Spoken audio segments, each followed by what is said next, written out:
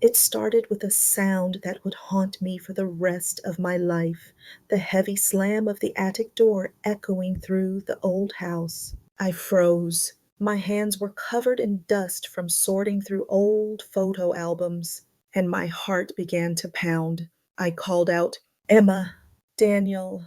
My voice trembled. Silence. I waited for footsteps, for someone to open the door and laugh about a draft or a loose latch. But there was nothing, only the faint hum of the air vent and the steady tick of the clock downstairs. At first, I didn't think much of it. This attic had always been my little retreat. I'd go up there to escape, to look through family memories, Daniel's baby pictures, our wedding photos, all the tiny fragments that reminded me of who I used to be before everything changed.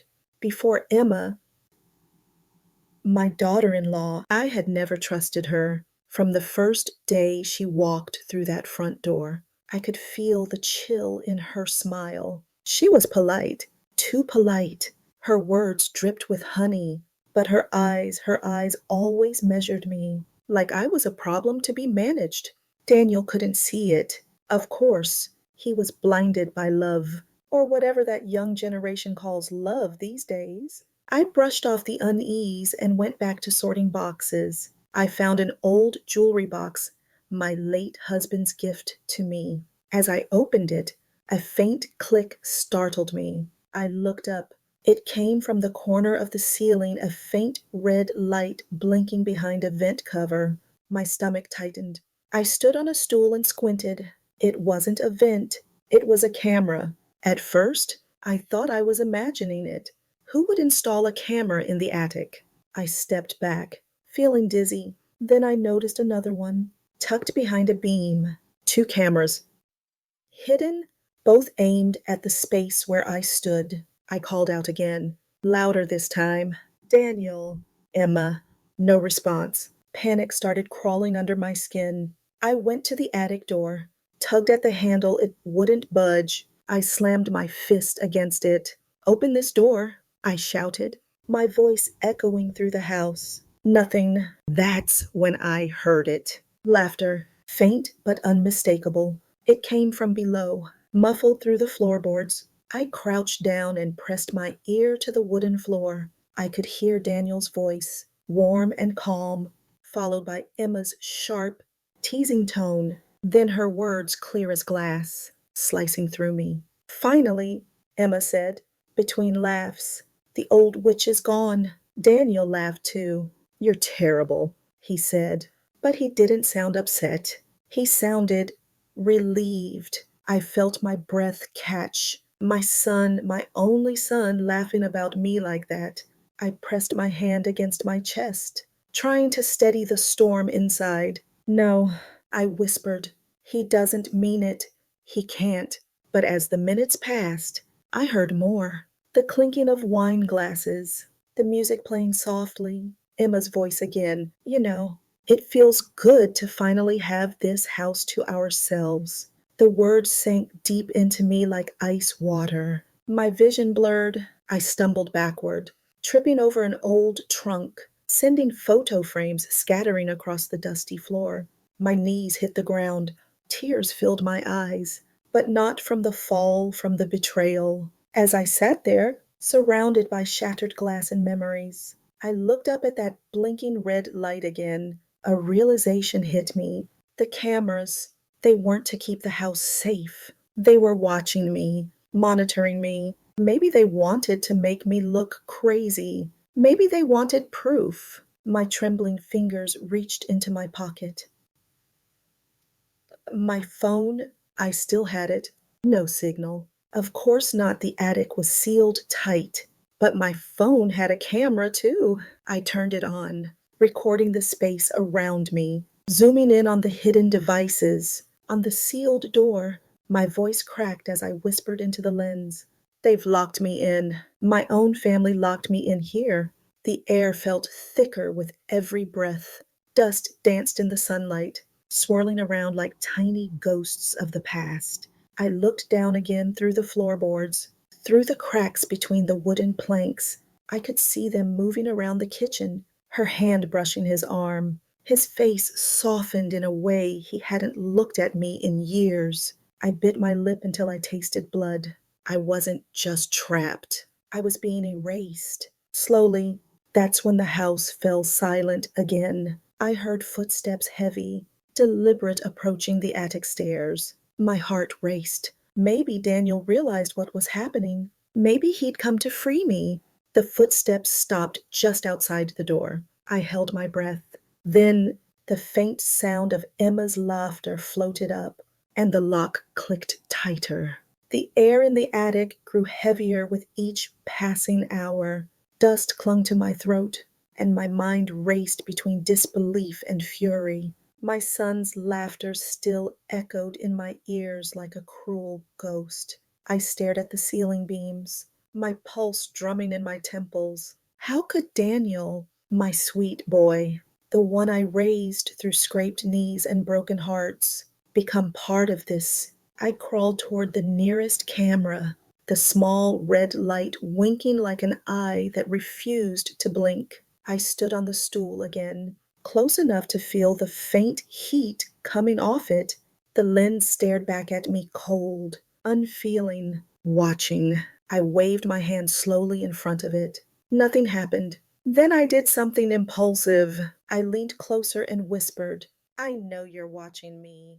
It was strange, but speaking it out loud made the silence even more suffocating. My words seemed to hang in the air, unanswered. I looked around, half expecting a voice to reply, but instead I heard movement from below. Daniel's footsteps, light and restless. Emma's voice floated up through the floor again, her tone sharp. "She's fine," Emma said.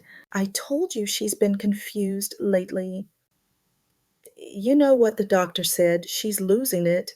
Daniel hesitated. "Still, locking her in the attic? Emma, that's insane." My chest tightened. For a fleeting moment, I thought he might do something, that he might stand up for me. But then she spoke again, softly, sweetly, with poison in every syllable. "Do you want to risk her hurting herself again? Or worse, hurting us this way? She's safe until we get her the help she needs." Daniel didn't answer right away. Then came the sound of a bottle uncorking, glasses clinking. The conversation drifted away in laughter once more. I slumped back against the wall. Help. That word. It wasn't help they wanted, it was control. Emma was turning my own son against me, weaving her lies into every crevice of his mind. And he was letting her. Hours passed. The sunlight faded into amber, then to gray. The attic turned cold, shadows stretching long and sharp. I pulled an old shawl around my shoulders, my breath visible in the dim light. My phone battery was dying, but I kept it close, like a lifeline. I began recording again. "This is Margaret Lawson." I whispered into the camera. "If you find this recording, please know I didn't imagine it. They locked me here. My daughter-in-law Emma and my son Daniel. There are cameras watching me. They said I'm losing my mind, but I'm not. I swear I'm not." I paused, staring at my reflection on the phone screen. My eyes looked wild, sunken, almost unfamiliar. Was this what they wanted? For me to look mad? Suddenly, I heard a door slam downstairs. Then Emma's voice again, this time hushed and tense. "He's starting to ask questions. You need to delete the footage. Now. Delete the footage." My stomach twisted. So they did have recordings. The attic cameras weren't the only ones. There must have been others. Maybe in the living room, the kitchen. Maybe they had been watching me for weeks. I rose to my feet and paced, trying to stay calm, to think. I remembered something, an old toolbox in the corner. I dragged it toward me, dust flying. Inside was a screwdriver, a wrench, a few nails. I took the screwdriver and returned to the camera. My hands shook as I unscrewed the first metal plate, my knuckles scraping against the wood. I pulled it free, wires snapping with a faint hiss. The red light went out. I felt a flicker of triumph. Then I realized if the feed went dark, Emma would know. I backed away quickly, listening for movement. Within seconds, the door below creaked open, footsteps on the stairs, slow, deliberate. I held my breath. The handle rattled. I could almost hear her smile behind the door. Margaret. Emma's voice was calm, too calm. Are you awake up there? I didn't respond. I just wanted to check on you, she continued, her tone laced with false sweetness. You've been up there a while. Dinner's ready, but you must be tired. Maybe you should rest. My pulse thundered. I gripped the screwdriver tightly, my hand slick with sweat. Then I heard her whisper, barely audible, but clear enough through the crack. Don't worry, sweetheart. It'll all be over soon. The sound of her footsteps retreating was worse than her words. I sat frozen long after she was gone, staring at the locked door, afraid to move. Later that night, when the house went quiet, I saw the faint glow of a television from below. Shadows flickered against the wall. I crept toward the floorboards again and looked through the cracks. Daniel sat slumped on the couch, half asleep, a wine glass dangling from his hand. Emma sat beside him, her face illuminated by her phone screen. I could see her typing a message, smiling as she hit send. And then, for the briefest second, her screen angled just enough for me to read the last line. House ready for listing next week. Old lady will be taken care of soon. The world tilted around me. I pressed my trembling hand over my mouth to stifle a sob. This wasn't just betrayal. It was something darker. She was planning to erase me completely, body and name. In that moment, I knew one thing. I had to get out, not just for me, but to expose them both. The night stretched endlessly. The sound of the clock downstairs ticked faintly through the floorboards.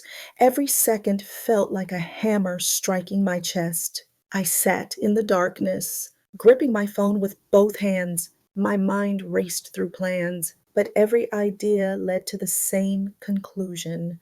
The door was locked, the window sealed, and I was running out of time. I needed proof, solid proof, before they made me disappear completely. My only weapon was the camera on my phone. I scrolled through my gallery, looking for anything that could help me. But then, buried between family photos and holiday videos, I noticed a folder I didn't recognize. Attic backup. My finger trembled as I tapped it open. The screen filled with thumbnails, dozens of short clips, all recorded from angles I didn't remember. My breath caught in my throat. Each one showed me in the attic, sleeping, reading, pacing. Some were days old, some were just hours ago. I realized the horrifying truth: the cameras hadn't just been there for Emma and Daniel to watch me. They had been recording me automatically. Everything I did, every word I muttered, every tear that fell. But then something stranger appeared. A new video, time stamped just an hour earlier. The title read, Main Feed 2 Downstairs. I hesitated, then pressed play.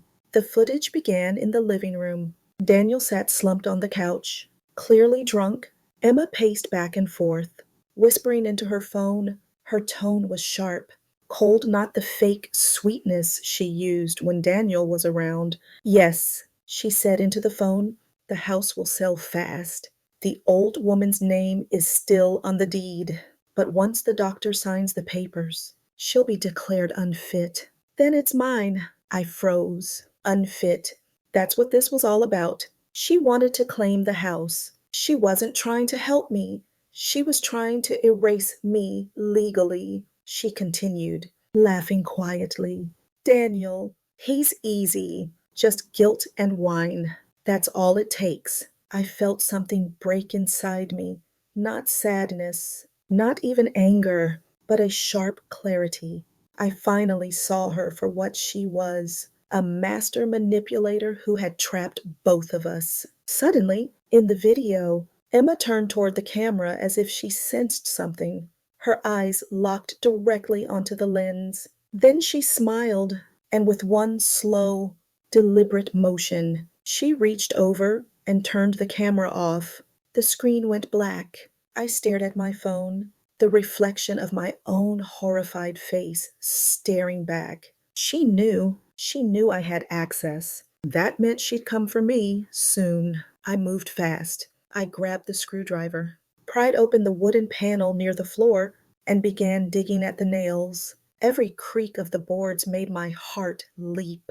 I could hear Emma's voice downstairs, faint through the vents. She was humming now, calm, confident. I whispered to myself, "You've survived worse. Margaret, you can survive this." After what felt like forever, one of the floorboards came loose. A narrow gap revealed the insulation below, and through it, I could see part of the staircase landing. If I could just widen the hole, maybe I could drop down quietly enough to reach the door. I worked for nearly an hour. My fingers bled, my hands raw, but finally the board gave way. I peered down again. The coast was clear. I slid my legs through, my breath trembling, inch by inch. I lowered myself until my feet touched the top of a storage cabinet below.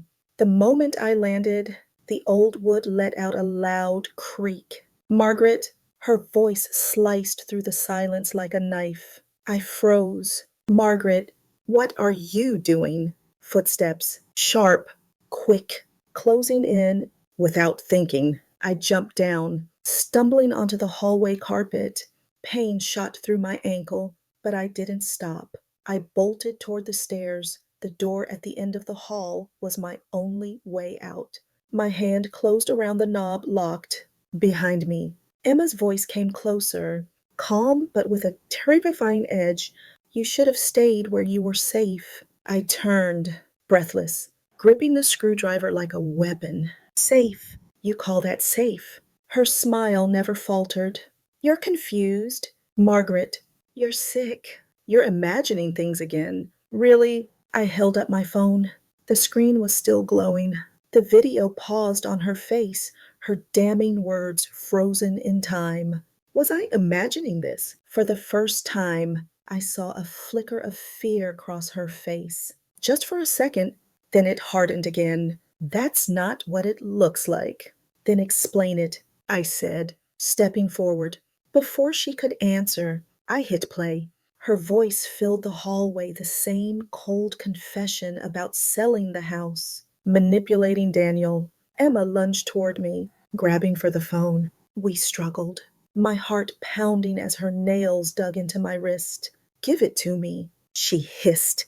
The phone slipped, hit the floor, and slid under a cabinet.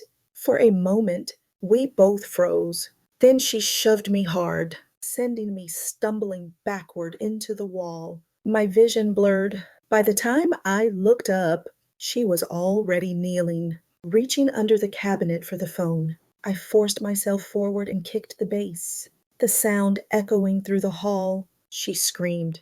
Clutching her hand, I dropped down, grabbed the phone first, and ran. I didn't look back. I flew down the stairs, out through the kitchen, and toward the back door.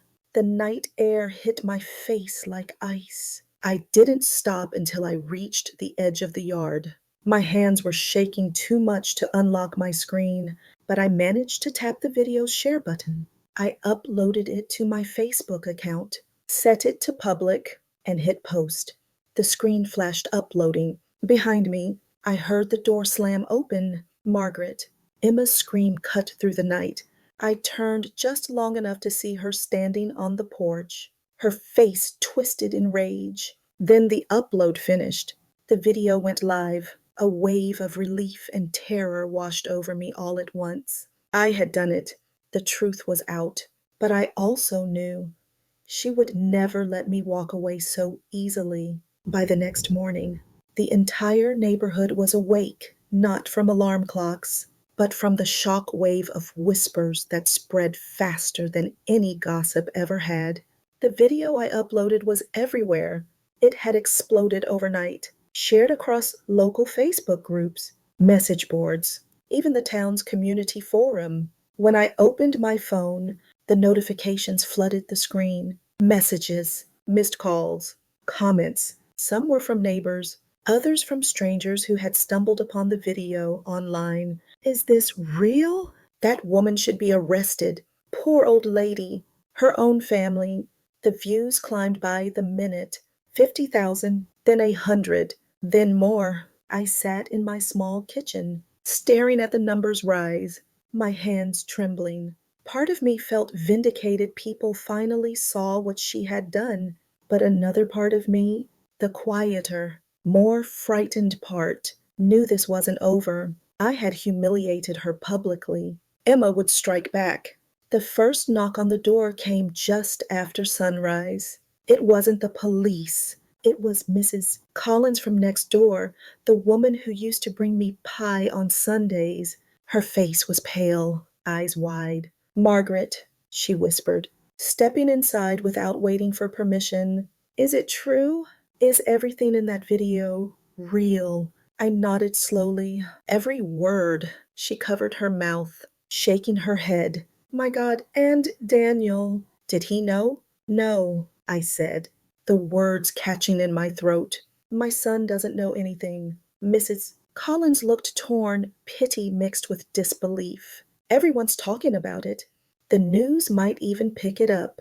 You've started something? Margaret, before I could answer, her phone buzzed. She looked down, her face tightening. Oh no. She showed me the screen, a post from Emma. It read, "Please pray for my mother-in-law. She's been struggling with dementia for years. She's confused, delusional, and now posting edited videos online. We're doing everything we can to get her help." Attached was a photo of me taken God knows when, looking exhausted and frail. Mrs. Collins looked up, unsure what to believe. She says you're sick. I felt my stomach twist. Of course she does. She's trying to turn it all around. More comments poured in beneath Emma's post. So sad. Mental illness is cruel. I knew something was off with that video. Poor Emma. Imagine dealing with that every day. Within hours, half the town that had defended me now doubted everything. Emma's charm had always worked, her perfect smile, her soft voice, her carefully curated kindness. She knew exactly how to manipulate sympathy, but the truth had its own kind of power, and some people weren't buying her story. By noon, a local reporter showed up at my door. A young woman with sharp eyes and a microphone in her hand. "Mrs. Harlow, I'm with Channel 7 News. We'd like to hear your side of the story." Emma must have seen her car, because minutes later, she appeared at the edge of the driveway, perfectly dressed, face calm as porcelain. "Margaret," she said sweetly, walking closer, "we shouldn't do this here. Let's not air private family matters in public." The reporter turned toward her. "Are you Emma Harlow?" "Yes," she replied smoothly. "And this whole thing is a terrible misunderstanding. My mother-in-law is a wonderful woman. She's just not well." My chest tightened. "Don't you dare," I said quietly, my voice shaking.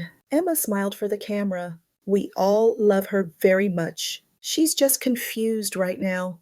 That was the moment I snapped. "You locked me in the attic," I shouted, stepping forward. "You recorded me. You lied to my son, and you tried to take my house." The reporter's eyes widened. The cameraman caught everything. For a brief moment, the world saw Emma's mask slip. Her face tightened, her smile gone, but she recovered quickly, turning away. "I think we're done here," she said, retreating toward her car. As she left, the reporter looked at me. "We'll verify everything."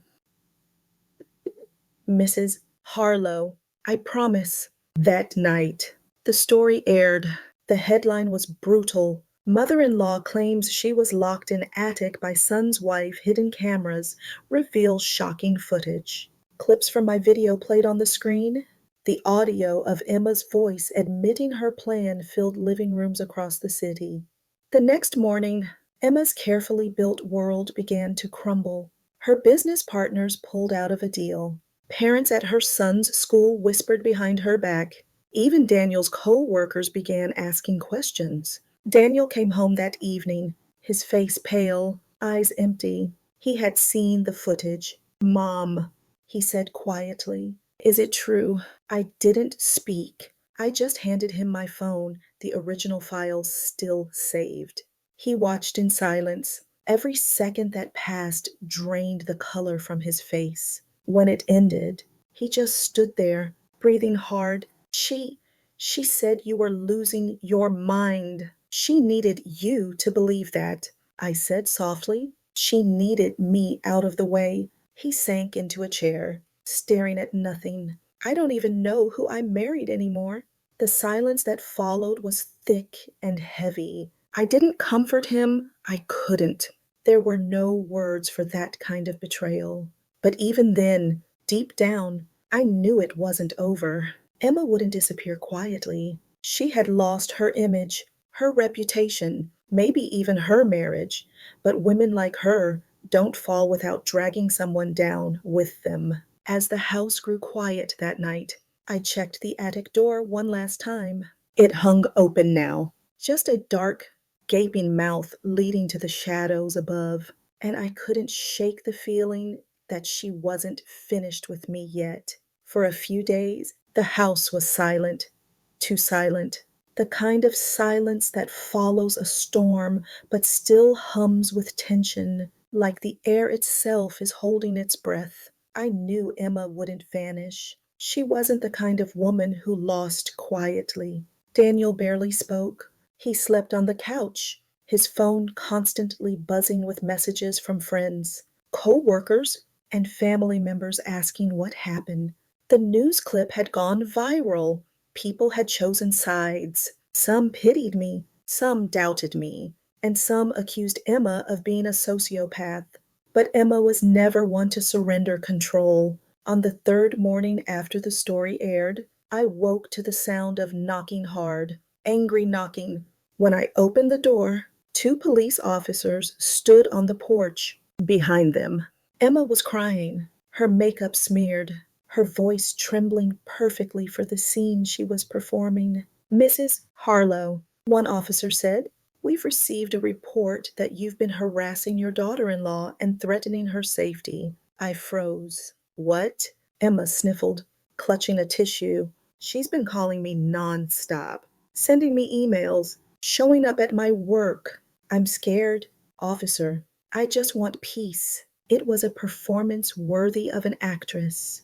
The trembling lip, the red eyes, the slight wobble in her voice, all fake, all calculated. "I haven't done any of that," I said, my voice shaking. "She's the one who—" Ma'am, one officer interrupted gently. "We just need you to come down to the station and give a statement." Daniel appeared behind me, still half asleep. "What's going on?" he asked. Emma looked at him like a wounded child. "Danny, please. I just want this to stop. I didn't mean for things to get so ugly." He looked from her to me, torn in half. "Mom, please just go talk to them. Clear it up." I stared at him, stunned, even after everything, even after watching that video with his own eyes.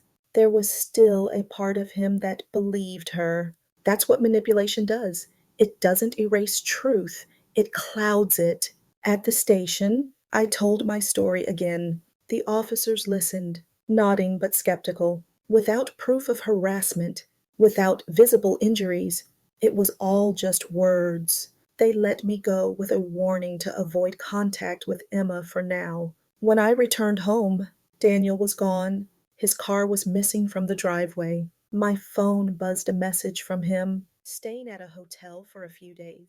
Need space.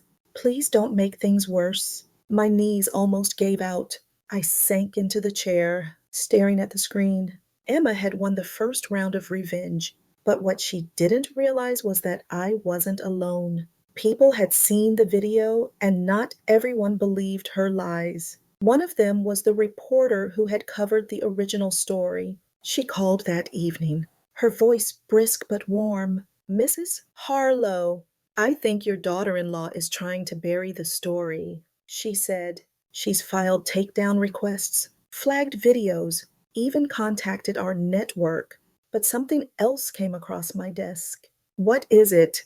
I asked. "A neighbor sent us footage from their security camera. It shows her dragging a chair to block your attic door. The timestamp matches your video exactly." My heart started to race. "You have proof?" "Yes, and we're planning a follow-up segment tonight." That evening, I sat in front of the TV, trembling when the news aired. The footage played grainy, but clear enough to see Emma's face, her hands pushing a chair beneath the attic handle. The reporter narrated the events, calmly detailing Emma's manipulation, the false reports, the smear campaign. By the time the segment ended, Emma's name was trending again, but this time, not in her favor. I thought that would end it. But Emma wasn't finished. The next day, Daniel came home, his face hollow. "She's leaving town," he said quietly. "She said she's done with all of this. With me. With everything." I didn't respond. He sat down, rubbing his temples. "She told me she was pregnant."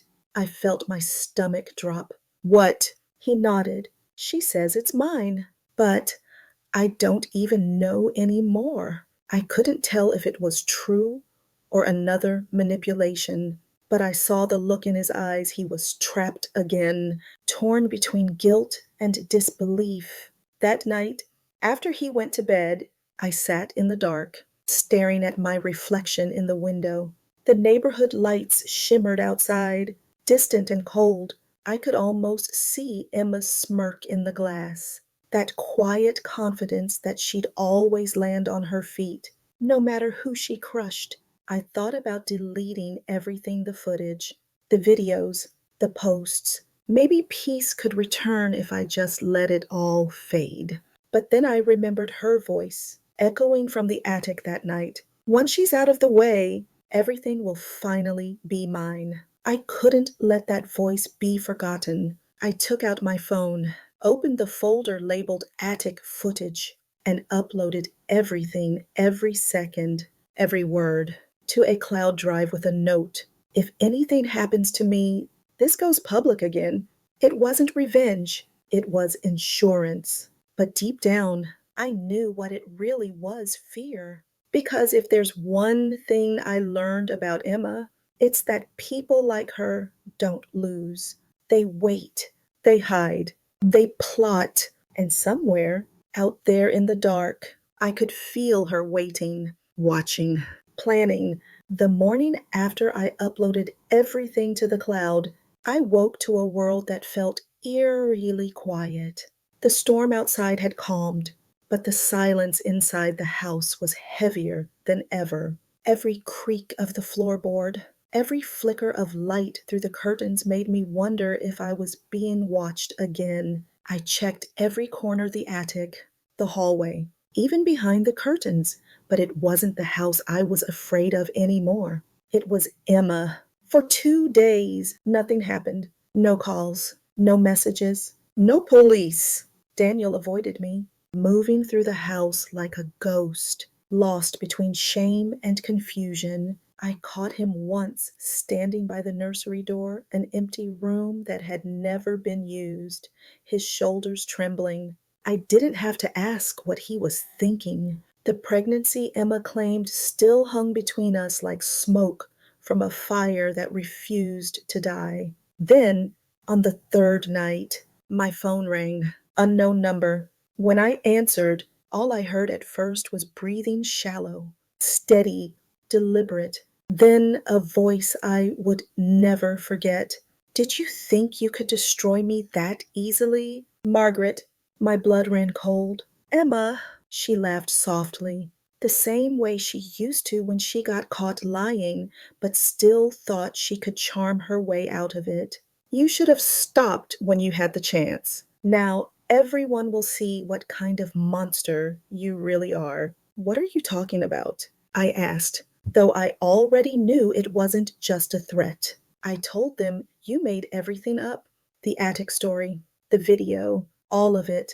You faked being locked up because you wanted attention, because you were jealous of me. Emma, there's proof, I said, trying to keep my voice steady.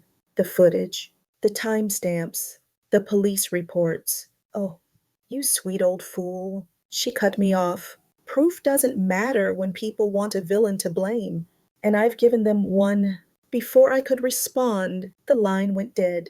That night, a news story aired online, a blog post titled The Attic Lie, how a bitter mother in law fabricated abuse to destroy her family. It had screenshots, out of context clips, and fake text messages. It spread fast. Within hours, I was being called the manipulative grandma and the woman who faked imprisonment for views. She had flipped the story again, but this time I was ready.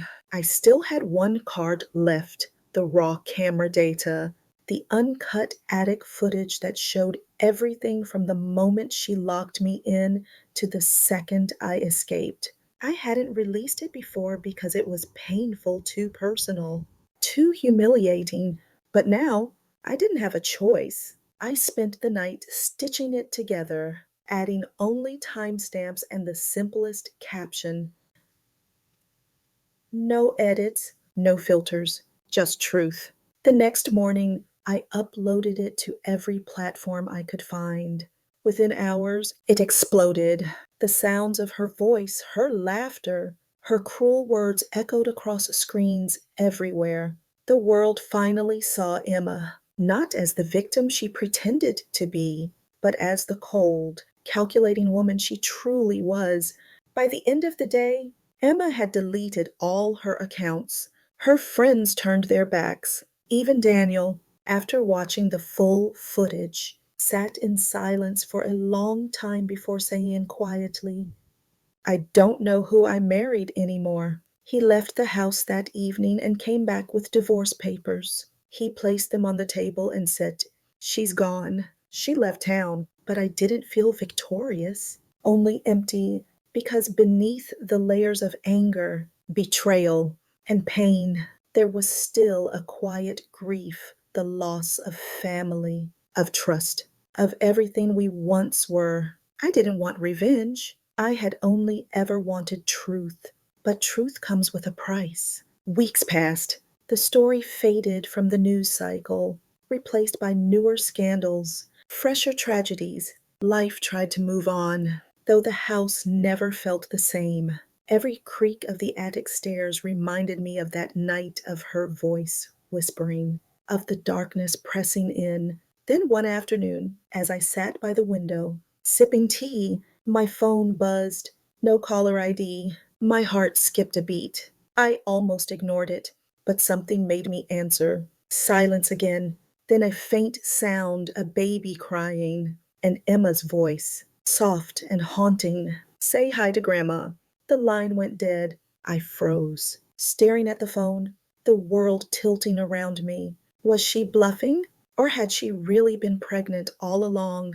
I rushed to the window, scanning the street, but there was no one, only the sound of the wind, the slow sway of the trees, and the feeling that the past wasn't done with me yet, because the truth might have come out. But some people don't disappear when they lose. They just change how they play the game. And somewhere out there, I knew Emma was smiling, waiting for her next move.